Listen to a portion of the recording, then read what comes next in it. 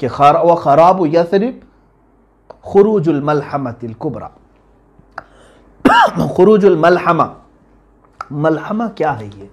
اب اس پر میں بات کروں. دنیا کی سب سے بڑی جنگ، ملحمہ جو ہے یہ لحم سے بنا ہوا ایک لفظ ہے. گوشت کاٹنے کی جو دکان ہے اس کو ملحم بھی کہتے ہیں.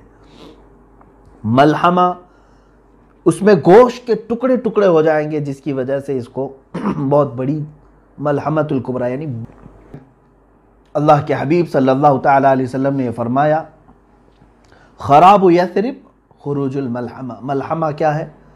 ایک بہت بڑی جنگ ہے. دوسری حدیثوں سے اس کے متعلق جو تائید ملتی ہے، ایک حدیث میں یہ بھی میرے آقا صلی اللہ تعالیٰ علیہ وسلم نے فرمایا قیامت اس وقت تک نہیں آئے گی جب تک کہ رومیوں کے ساتھ تم آماق میں یا دابق میں نہ اتر جاؤ. یہ دو جگہوں کے نام میں بتا رہا ہوں، مرج دابق اور آماق یہ لفظ آئے ہیں. اور ایک حدیث میں ہے حضور صلی اللہ تعالیٰ علیہ وسلم نے فرمایا ملحمۃ الکبریٰ ہوگی، سب سے بڑی جنگ ہوگی مسلمانوں میں اور عیسائیوں میں، اور یہ غوطہ میں ہوگی جو دمشق کا ایک علاقہ ہے. غوطہ حدیث میں لفظ بھی آیا ہے. مسلمانوں کا مرکز غوطہ ہوگا، اس وقت تمام مسلمان وہاں جمع ہوں گے دمشق میں، غوطہ. اور جو جنگ ہوگی وہ علاقہ ہے مرج دابق جو حلب کے قریب ہے. ایک بہت بڑا میدان ہے، اب بھی موجود ہے، جس کو آج انگلش میں ایلیپو کہتے ہیں، وہ حلب ہے. حلب کے قریب میں یہ علاقہ موجود ہے. اب ملک شام کی حیثیت کو بھی آپ سمجھ لیں. قیامت کی نشانیوں میں اللہ کے حبیب صلی اللہ علیہ وسلم نے یہ بھی فرمایا کہ جو مومن ہوں گے وہ سب ملک شام کی طرف ہجرت کر جائیں گے. سب کس طرف جائیں گے؟ ملک شام کی طرف، جس کو سیریا کہتے ہیں اور عربی میں کچھ لوگ سوریا کہتے ہیں. سیریا کی طرف سب لوگ چلے جائیں گے. آج آپ یہ سوچ رہے ہوں گے کہ سیریا چھوڑ کر کے لوگ جا رہے ہیں، اور ایسے حالات میں آپ کہہ رہے ہیں کہ سارے لوگ سیریا میں آئیں گے. چاہے پورا سیریا آج خالی ہو جائے پھر بھی مجھے میرے آقا صلی اللہ علیہ وسلم کی حدیث پر یقین ہے. میرے آقا نے فرمایا کہ پورے مومنین ہجرت کریں گے تو ضرور وہ ہجرت کریں گے. آج یا کل تمام مومنین وہ جمع ہوں گے، کیونکہ شام جو ہے ارض حشر و نشر ہے، یعنی قیامت کا میدان ملک شام کو بنایا جائے گا. یہ بھی حدیث پاک میں ہے. قیامت کا میدان کہاں ہوگا؟ ملک شام کو بنایا جائے گا، اور تمام مومنین ملک شام کی طرف ہجرت کر کے جائیں گے. اب یہ جو ملحمۃ الکبریٰ ہے، سب سے بڑی جنگ، کتنے لوگوں کے مقابل میں آپ کھڑے ہوں گے جانتے ہیں آپ؟ ایک حدیث میں ہے اللہ کے حبیب صلی اللہ تعالیٰ علیہ وسلم نے فرمایا اس وقت رومی، پہلے سے حالات اگر میں بتاؤں تو یہ ہے کہ میرے آقا صلی اللہ علیہ وسلم نے فرمایا تم اور عیسائی، یعنی تم اور مسلمان اور رومی عیسائی صلح کے ساتھ چل رہے ہوں گے، یعنی ایک دوسرے کے ساتھ صلح کر کے ساتھ ساتھ چل رہے ہوں گے، اور ان دونوں کا جو دشمن ہوگا اس سے لڑ رہے ہوں گے. کئی سالوں تک یہ بات چلے گی. عیسائیوں کا بھی جو دشمن ہے اور مسلمانوں کا بھی جو دشمن ہے، ہو سکتا ہے وہ یہودی ہوں، اینٹی کرائسٹ جن کو کہا جاتا ہے، وہ لوگ ہوں، ان کے ساتھ لڑ رہے ہوں گے. اس کے بعد ایک دن ایسا ہوگا کہ ایک عیسائی رومی وہ صلیب توڑ دے گا اور بدعہدی کریں گے. اس صلح میں وہ لوگ صلح کو توڑ کر کے بد شکنی کریں گے، تو پھر مسلمانوں اور عیسائیوں میں ایک بہت بڑی جنگ ہوگی. اس وقت سارے عیسائی جو جمع ہوں گے 80 جھنڈوں تلے وہ لوگ جمع ہوں گے. کتنے؟ 80 جھنڈے. ہر جھنڈے کے تحت، ہر جھنڈے کے نیچے 12,000 لوگ ہوں گے. اس اعتبار سے تقریباً کتنے ہو گئے؟ 9,60,000 کے قریب. 9,60,000 کی فوج ایک طرف ہوگی. یوں سمجھ لیں کہ مومنین کے مخالفت میں، مسلمانوں کے مخالفت میں پورا کفر جمع ہو جائے گا. اس میں جہاں جہاں یہ لوگ ہوں گے سب کو جمع کر لیں گے. یہی ملحمۃ الکبریٰ ہے، سب سے بڑی جنگ ہے. اور اس جنگ میں مسلمان کس طرح ہوں گے؟ بعض حضرات نے کہا کہ وہ امام مہدی کی قیادت میں لڑیں گے، لیکن حدیثوں میں ایسا لفظ تو ہے نہیں۔ ہو سکتا ہے کہ امام مہدی کے بغیر بھی لڑیں۔ قیادت کون کرے گا، کیسے کرے گا، اس کے متعلق وضاحت نہیں ملتی، لیکن البتہ یہ بات ہے کہ ان میں سے 1/3 لوگ، مسلمانوں میں سے 1/3 کے قریب 1/3 بھاگ جائیں گے، اور میرے آقا صلی اللہ علیہ وسلم نے فرمایا وہ ایسے ہوں گے کہ اللہ تعالیٰ کبھی ان کی توبہ قبول نہیں کرے گا، وہ ہمیشہ کے لیے مردود مریں گے، ان کی توبہ کبھی نہیں قبول ہوگی، وہ جہنم میں جائیں گے، جو میدان چھوڑ جائیں گے، اور 1/3 اس میں سے شہید ہوں گے، دوسرا 1/3، یعنی 3 حصے کریں گے اگر مسلمانوں کے، تو 1/3 میدان چھوڑیں گے، 1/3 شہید ہو جائیں گے۔ ہم افضل الشہداء، حدیث میں فرمایا گیا کہ وہ شہیدوں میں سب سے افضل ہوں گے، وہ شہیدوں میں سب سے افضل۔ باقی جو 1/3 بچے ہوں گے یہ ان پہ فتح پالیں گے، ان پہ فتح پالیں گے، یہ میرے آقا صلی اللہ علیہ وسلم نے فرمایا ہے تو فتح ہوگی۔ یہ ملحمۃ الکبریٰ ہے، یہ کہاں لڑی جائے گی، کیسے لڑی جائے گی، سب میرے آقا صلی اللہ علیہ وسلم نے صاف بیان فرمایا۔ اس پر اور تحقیق کرو نوجوانوں، بچوں۔ اب میں اپنی گفتگو کو سمیٹتا ہوا آتا ہوں۔ جو حالات آج تھے، جس کی طرف آج اشارے مل رہے ہیں، پورے دنیا کی پولیٹکس گرم ہو چکی ہے، اس سلسلے میں نے یہ حدیث عرض کی۔ میں آخری یہ 2 باتیں عرض کر کے کچھ تبصرہ کروں۔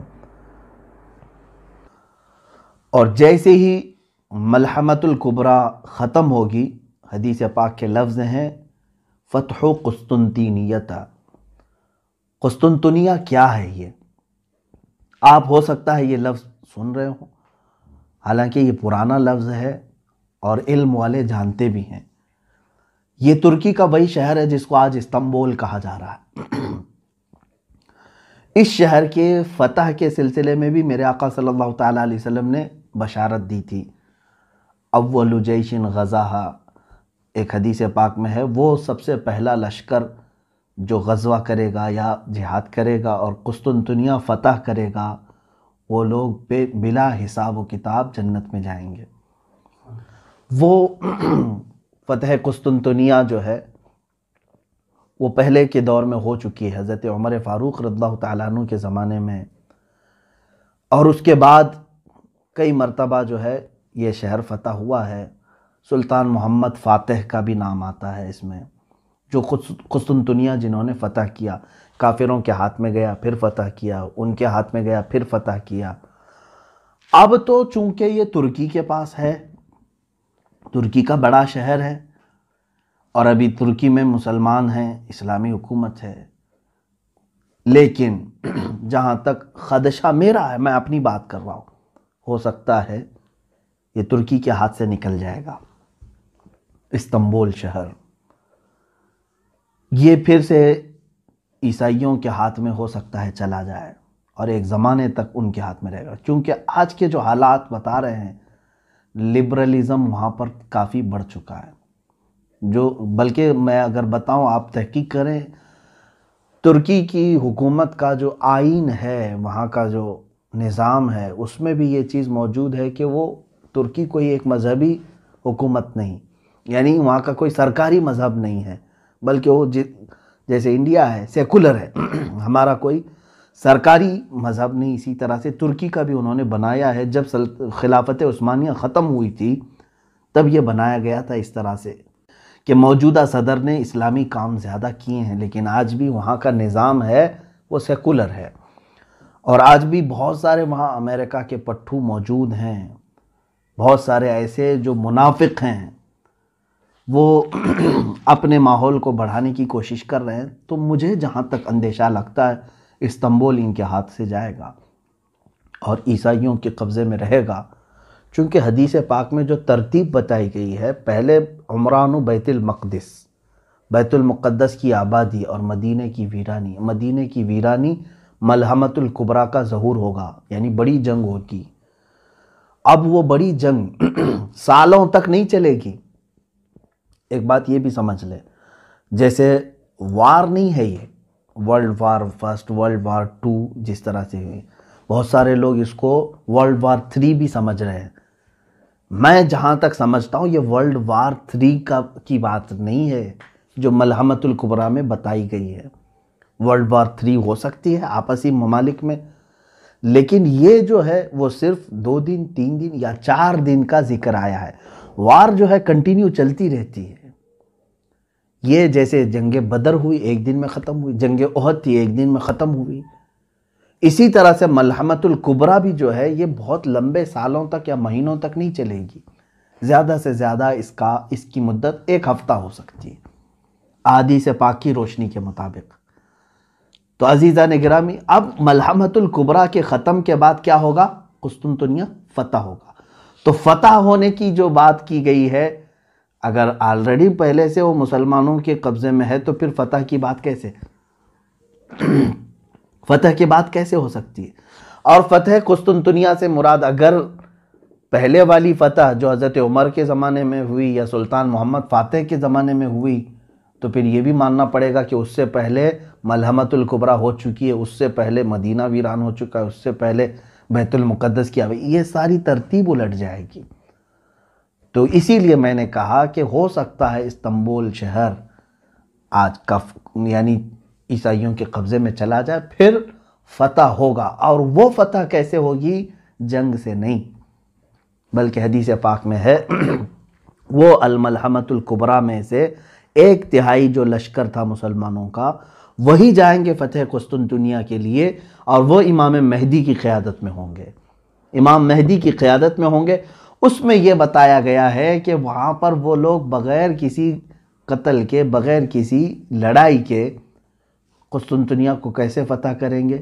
مسلمان نعرہ لگائیں گے، لا الہ الا اللہ واللہ اکبر، جیسے وہ ایک بار بلند آواز سے کہیں گے اس کا ایک حصہ فتح ہو چکا ہوگا، دوسری مرتبہ کہیں گے تو استنبول کا دوسرا حصہ فتح ہو چکا ہوگا، یہ حدیث پاک میں موجود ہے۔ تیسری مرتبہ مسلمان نعرہ تکبیر اس طرح بلند کریں گے، لا الہ الا اللہ واللہ اکبر، قسطنطنیہ یعنی استنبول شہر فتح ہو چکا ہوگا۔ اب جو بات بتانی ہے وہ بہت اہم ہے، بہت اہم ہے۔ یہاں تک کی بات تھی، جیسے یہ قسطنطنیہ فتح کر کے ابھی اپنی یعنی تھکان کو دور بھی نہیں کر چکے ہوں گے، اسی وقت ایک آدمی ان کے پیچھے سے یہ اعلان کرے گا کہ اے مسلمانوں، دجال ظاہر ہو چکا ہے، تمہارے گھروں میں گھس کر کے تمہارے بیوی بچوں کو ختم کر رہا ہے، تو سارے پریشان ہو جائیں گے۔ ایک آفت ابھی ختم نہیں ہوئی تھی کہ دوسری آفت آ گئی۔ اب دجال کے ظہور کی خبر جیسے ہی سنیں گے، اس وقت میرے آقا صلی اللہ تعالیٰ علیہ وسلم فرماتے ہیں 10 گھوڑ سوار، گھوڑے کا ذکر ہے، 10 گھوڑ سوار قسطنطنیہ سے نکلیں گے، پھر وہ ارض مقدس کی طرف آئیں گے یا اپنے وطن آئیں گے، اور بہت تیزی سے آئیں گے، جبکہ وہ خبر شیطان نے پھیلائی تھی جھوٹی ہوگی۔ پہلے جو شیطان کہے گا کہ دجال آ چکا ڈرانے کے لیے، لیکن جب وہ تمام مسلمان واپس اپنے اپنے گھر آئیں گے تب حقیقت میں دجال آ چکا ہوگا۔ اب سنیں، بڑی بات ہے، اللہ کے نبی صلی اللہ علیہ وسلم نے فرمایا میں ان میں سے ہر گھوڑ سوار کو جانتا ہوں، اس کا نام بھی، اس کے باپ کا بھی نام، اور اس کے گھوڑوں کے رنگ بھی جانتا ہوں۔ یہ رسول کریم صلی اللہ علیہ وسلم نے فرمایا۔ اس کا مطلب مجھے یہ بھی لگتا ہے کہ گھوڑ سواری قیامت تک ختم نہیں ہوگی، یا ایک حدیث پاک میں یہ بھی ملتا ہے کہ لوگ اپنے پرانے ہتھیار کی طرف واپس آ جائیں گے، پرانے ہتھیار کی طرف واپس آ جائیں گے، یہ حدیث پاک میں ملتا ہے۔ ظاہر سی بات ہے آج کے دور میں ہم سائیکل اور موٹر سائیکل پر چلنا نہیں چاہ رہے ہیں، رفتار اتنی تیز ہو چکی ہے، ہم جو ہے اب کاروں میں، اور کاروں سے زیادہ اب اور تیز ہم دیکھنا چاہ رہے ہیں، بلٹ ٹرین آ چکی ہے، اس سے زیادہ تیز ہم تو ایروپلین دیکھ چکے ہیں، راکٹ دیکھ چکے ہیں۔ اتنی تیزی کے زمانے میں پھر گھوڑے کا تصور کیسے؟ گھوڑا کیوں استعمال کرے گا کوئی؟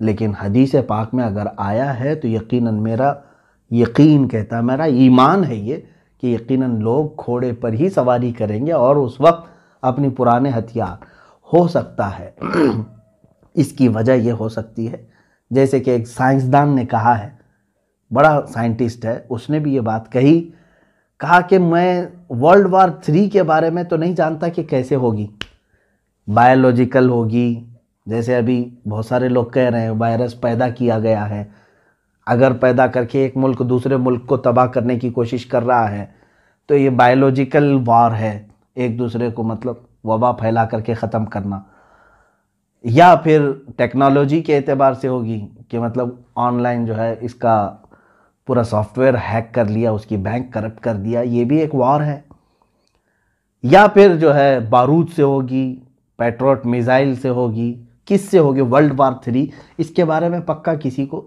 علم نہیں۔ اس سائنٹسٹ نے بھی یہ کہا، یہ تو مجھے نہیں معلوم کہ ورلڈ وار 3 کس طرح کی ہوگی، لیکن یہ میں ضرور بتاؤں گا کہ ورلڈ وار 4 اگر ہوئی تو پھر وہ لکڑیوں اور تلواروں سے ہی ہوگی۔ وہ کیوں؟ اس سے پوچھا گیا تو اس نے کہا ورلڈ وار 3 میں لوگ اپنے پاس جو کچھ بھی ہے ایک دوسرے پر ڈال کر کے سب تباہ کر چکے ہوں گے، ان کے پاس کچھ بھی نہیں بچا ہوگا۔ یہ ہو سکتا ہے، یہ تشریح سمجھنے فہم کے قریب ہے۔ ہر ملک آج ایک دوسرے کو ڈرا رہا ہے اپنے نیوکلیائی پاور ہونے کا، اس کے پاس نیوکلیئر ہے اور ڈرا رہا ہے ایک دوسرا ملک، اور ممالک کے درمیان یہ رسہ کشی تو آج اتنی عروج پر آ گئی ہے، بارڈر کے مسئلے آج دیکھ رہے ہیں ہم۔ ہر ایک ملک جو ہے اب اس میں جو بڑے بڑے جو ممالک ہیں جن کے پاس آج بارود ہے، نیوکلیائی پاور ہے، اگر ان میں سے کسی نے بھی نیوکلیائی پاور کا استعمال کیا تو انجام اتنا خطرناک ہوگا۔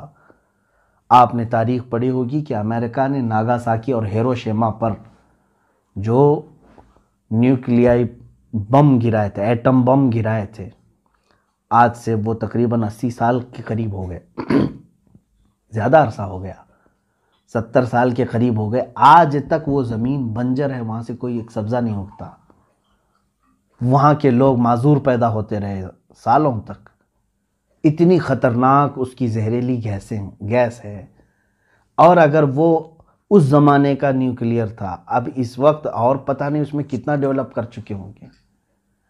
ایک ایک ملک کے پاس اتنا نیوکلیئر ہے کہ یہ دنیا کو پوری دنیا کو ختم کرنے کے لیے اپنا وہ استعمال کر سکتے ہیں، اور اگر کسی ملک نے تھوڑا سا بھی ایک دوسرے کے حق میں استعمال کیا تو مجھے جہاں تک لگتا ہے سارے ویپن، سارے مشینیں، ساری چیزیں ختم کر دی جائیں گی، سارے تار ٹوٹ جائیں گے، نہ کوئی مشین ہوگی، نہ کوئی موبائل ہوگا، نہ کوئی سیٹلائٹ ہوگا۔ پھر لوگ کس چیز پر آئیں گے؟ واپس اسی کلہاڑی پر آئیں گے، انہی تلواروں پر، انہی لاٹھیوں پر آئیں گے۔ تو یہ ہو سکتا ہے، اور قیامت کی نشانیوں میں یہ ہے۔ بہرحال بات میری طویل نہ ہو جائے، عزیزان گرامی وقار، آج پوری دنیا کے حالات اس طرف آ رہے ہیں، آپ غور سے دیکھنا کہ بیت المقدس کی طرف آپ کی توجہ ہمیشہ رہے۔ یہ پورے دھیان بھٹکانے کی کوشش تھی پوری دنیا میں، ہم سب کے ذہن کو دوسری طرف ڈالنے کی، کہ آج یروشلم کو کیپٹل بنانے کی یہودیوں نے ایسی سازش کی کہ پوری دنیا کو ایک وبا کے چکر میں مبتلا کر رکھا، اور سب کو ڈر کے ماحول میں، لاک ڈاؤن کے ماحول میں، کوئی پروٹیسٹ نہ کر سکے، کوئی باہر نہ آ سکے، قید کر دیا۔ ایک طرف اسلامی ممالک جن کو ہم کہہ رہے ہیں ان کو زرخرید غلام بنا چکا ہے، یہ سارے سعودی ہوں، جتنے بھی اس کے ہم نوا ہوں، ان میں سے کسی کے بھی اندر اس کے خلاف بولنے کی ہمت نہیں، جسارت نہیں، بلکہ اب تو یہ اپنے بارڈر بھی اسرائیل کے استقبال کے لیے کھولنے کو تیار ہیں۔ ایک بات یہ بھی حدیث پاک میں موجود ہے، اللہ کے حبیب صلی اللہ علیہ وسلم نے فرمایا وَيْلٌ لِّلْعَرَبِ مِن شَرٍ قَدِ اقْتَرَبَ، تمام عرب کے لیے تباہی ہو، ویل ہے، بربادی ہو ایسے شر سے جو بہت ہی قریب آ چکا ہے۔ ایک حدیث پاک میں ایک ایسا فتنہ اٹھے گا کہ عرب سب تباہ ہو جائیں گے، عرب سب مریں گے۔ اب وہ کون سا فتنہ ہوگا وہ ہم دیکھ رہے ہیں، اور حدیث پاک کے لفظ یہ ہیں، میرے آقا صلی اللہ علیہ وسلم نے فرمایا اس فتنے میں جتنے عرب مارے جائیں گے وہ سب جہنم میں جائیں گے، قتلاہا فی النار، حضور صلی اللہ علیہ وسلم نے فرمایا اس فتنے کے جتنے مقتولین ہیں، جتنے مارے جائیں گے، وہ سب جہنم میں ہوں گے، کیونکہ یہ سب دنیاوی غرض سے لڑ رہے ہوں گے آپس میں، اور یہ دنیاوی غرض سے لڑ کر کے مر رہے ہوں گے اور یہ جہنم میں جائیں گے۔ ہو سکتا ہے یہ وہی زمانہ ہے جس میں عرب تباہی کی طرف جائیں گے، ان کی تباہی قریب ہے۔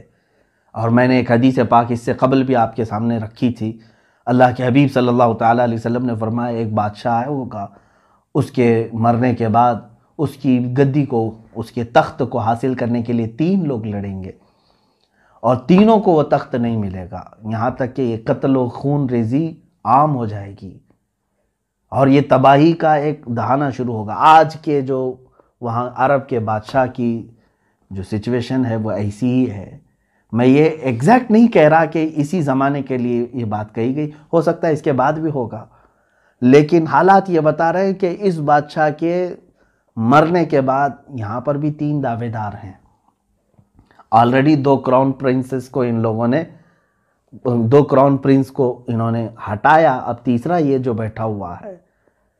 اب دیکھیں حالات کس کروٹ پر لے جاتے ہیں۔ میں حالات کی طرف لے کر کے آیا، اے مسلمانوں، ان حالات میں بھی میرے آقا صلی اللہ تعالیٰ علیہ وسلم نے ہماری دستگیری فرمائی ہے، ہماری رہنمائی فرمائی ہے۔ افسوس ہے اس وقت جو ہے ہمارے بچے گیم میں مبتلا ہیں، ٹک ٹاک میں مبتلا ہیں، بہت سارے ایسی خرافات اور واہیات میں مبتلا ہیں، پوری رات پورا دن اس طرح کی فحاشیت میں مبتلا ہیں، تو ہمیں معلوم نہیں کہ دنیا کہاں چل چکی اور کون سے پلاننگ ہو چکی ہیں۔ اسی لیے میں بارہا یہ کہتا ہوں کہ اٹھو وہ گر نہ حشر نہ ہوگا پھر کبھی، دوڑو کہ زمانہ چال اپنی چل گیا۔ اے امت محمدیہ کے غیور نوجوانوں، قوت عشق سے ہر پست کو بالا کر دے، دہر میں نام محمد سے اجالا کر دے۔ وآخر دعوانا ان الحمدللہ رب العالمین۔ السلام علیکم ورحمۃ اللہ۔